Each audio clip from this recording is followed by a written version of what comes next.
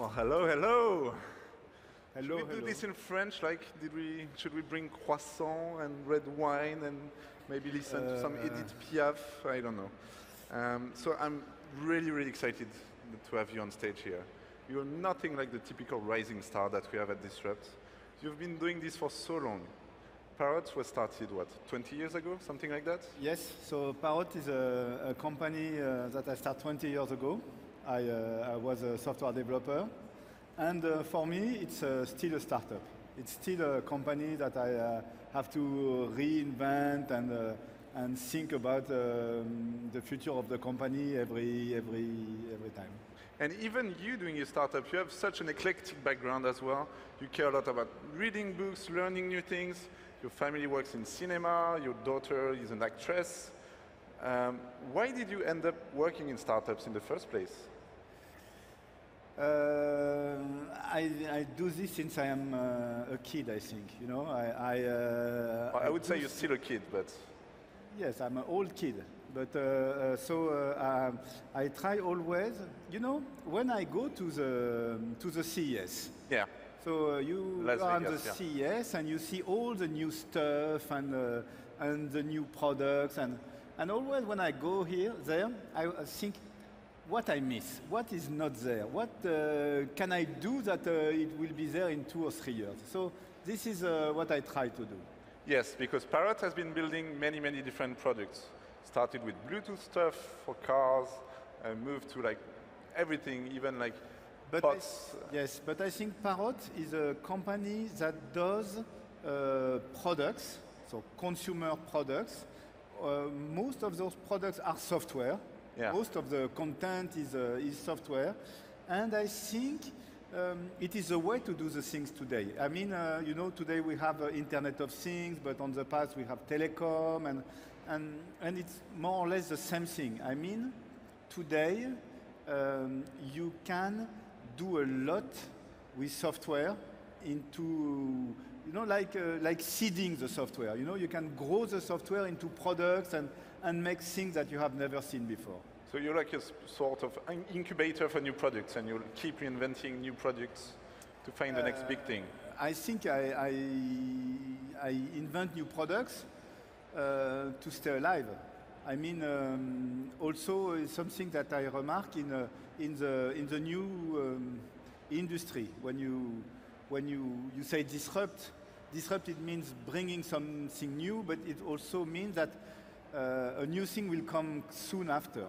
Yeah. So the duration of a product is not very long.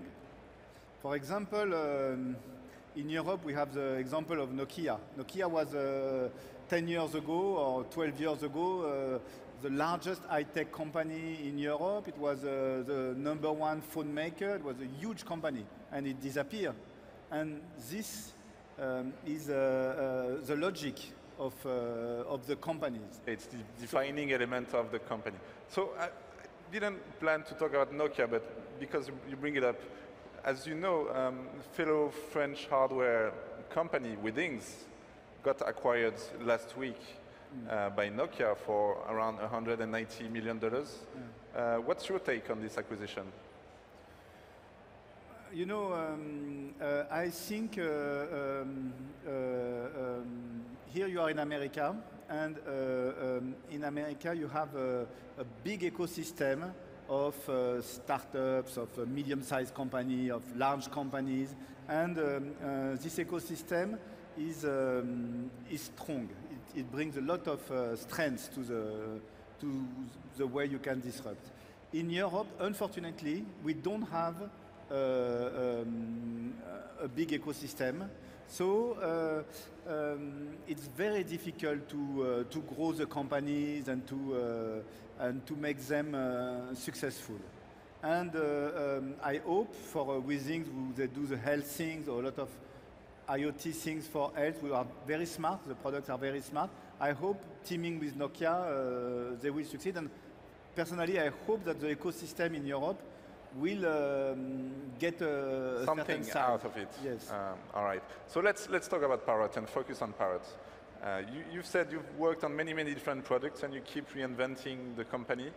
But then in 2007, you started working on drones.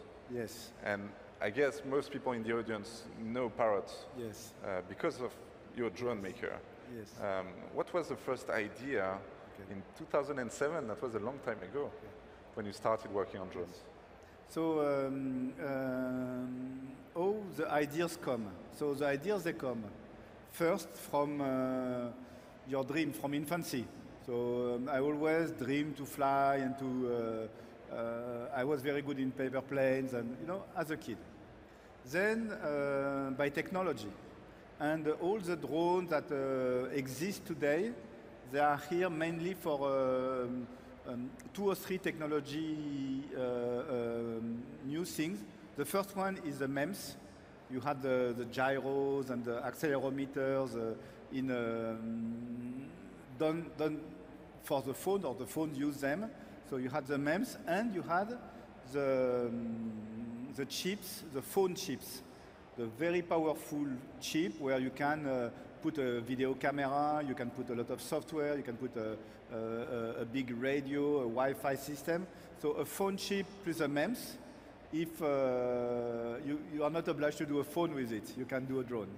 So you're saying because of the innovation on the smartphone space, drones Yes. became possible? Yes, the That's really drone interesting. is a kid of the lungs, the blood, the bones of the drone is a smartphone. Okay, cool. So at the very beginning, the first drone that was released in 2010 Yes. was, I would call it a toy drone. Yes. And it was a huge success. Yes. I think on the first year you sold like 120,000 units. Yes. So a huge success. Yes. But then you're like doing other stuff, and we're going to talk about this later. But first, I want to know, how important is it for your business to release this kind of toy drones today? Why do you keep making them? So it's my way to act. I believe it's much more easy to do something funny, do something unexpected, and sell it as a consumer product, like a new song, a new book, a new fashion item. And this is the most easy way to bring your business from nothing to something. It's very fast. And it brings money in the bank, I would say, right? It brings money, it brings size, because the consumer market is big. So I always look to do something very consumer. For me, when you see the high-tech industry, the keyword, of course, is software, but the second keyword is consumer. It's a consumer industry. I mean, Google, even Apple, of course, Microsoft, etc. They do consumer goods. So this is what I try to do with my company. Okay, so Parrot is going to remain a consumer company. But then, every time I talk to you, I really enjoy talking about agriculture stuff, actually. For the past 2 or 3 years, Parrot has acquired a few companies doing very specific drone use cases to map and do big data analytics on crops, on agricultural stuff. Yes. You've acquired SenseFly, Erinov, Pix4D. I'm probably forgetting 1 or 2. Yes. Make sense. Why are you doing that? Because it's the same idea. You start to do things for consumer because it's easy. If you have last year I sold hundreds of thousands of $99 drones. Hundreds of thousands. Yes. Wow. So yes, maybe close to 1 million. $99 drones. So with this you can exist, but also the technology is strong. So when you do this, you are you have the possibility to develop yourself in very difficult areas, because you have bring with the size and with the disruption, you have bring something. So doing the drone, my first idea was to do a consumer product, and then to find the branches where you can really develop new use cases. new businesses who have a lot of meaning for all of us. And what is a drone? a drone is an outdoor device for big data. It's Okay. an outdoor device to capture data for everything you do outdoor. And what is the biggest occupation outdoor is agriculture. So, I see. so we have developed a flying wing. So it's a drone that can fly an hour. We have developed a camera. We have the size of the GoPro. The Sequoia sensor. Sequoia. Yeah. We're just launching it. It's very impressive. So you're just launching this. It's really like so tiny, the size of a GoPro, Yes. and it's full of sensors. Like I have no idea how much technology there is in this thing. Yes, it's like it's the same. It has like a cell phone processor and 5 cameras. They take pictures from the normal view, RGB, but also infrared, far infrared, more far infrared, and then Far infrared. yes, no, then blue. But and we take all those images, and we have developed the software. One to make maps of the crops, and another software to have models of the plants, and to tell to the farmers how much fertilizer they should put in each part of the fields to grow them efficiently. So let's take a step back and talk a bit about the competition, because there are drone makers that are very successful out there. Like there's DJI, of course, others, and there are really, really cheap drone makers releasing. You've talked about the $99 drone for Parrot, but the market currently is getting flooded, literally, by Chinese drone makers. How are you competing with that, and how are you going to stay relevant in the next 5 years? So this is a difficult question, very difficult question. So my first answer is to go to agriculture and to do very professional drones. Use case, yeah. And also to, you know, the drone is like the cell phone, you know. The room for improvement is like the cell phone maybe 6 or 7 years ago. So the room for improvement is very big. So there is still a lot of things There to is do. a lot to do. There is a lot to do to make it simple, to make better video.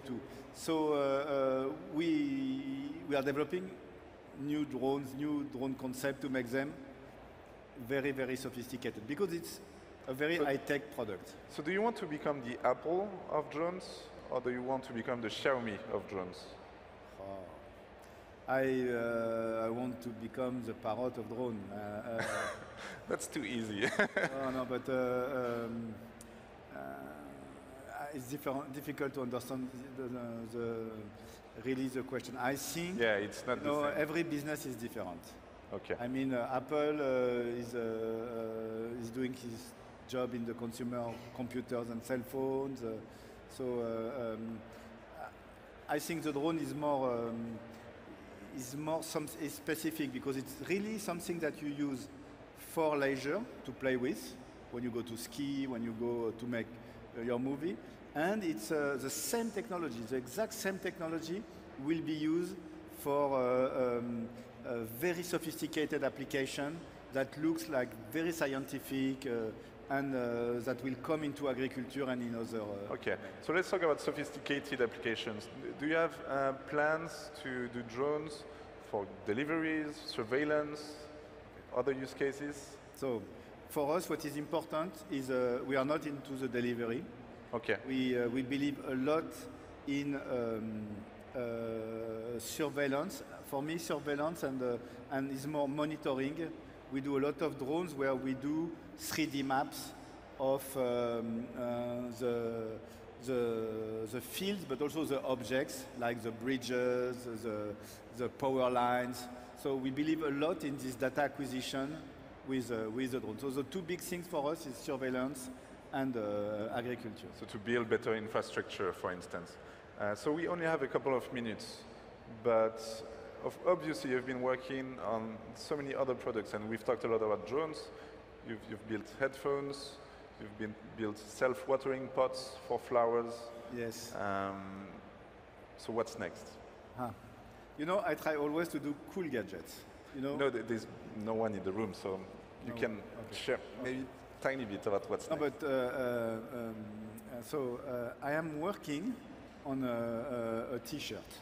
On a T-shirt, On a T-shirt, yes. So it's a long work, you know, because the drone. a smart T-shirt, or The drone take me 4 or 5 years to do it, you know. yes, So the T-shirt I start 2 years ago. I'm working on a T-shirt. 2 years on a T-shirt. Yes, but you know, I never know if I will succeed. You know, it's so I hope in a few years from now a lot of people will wear my T-shirt.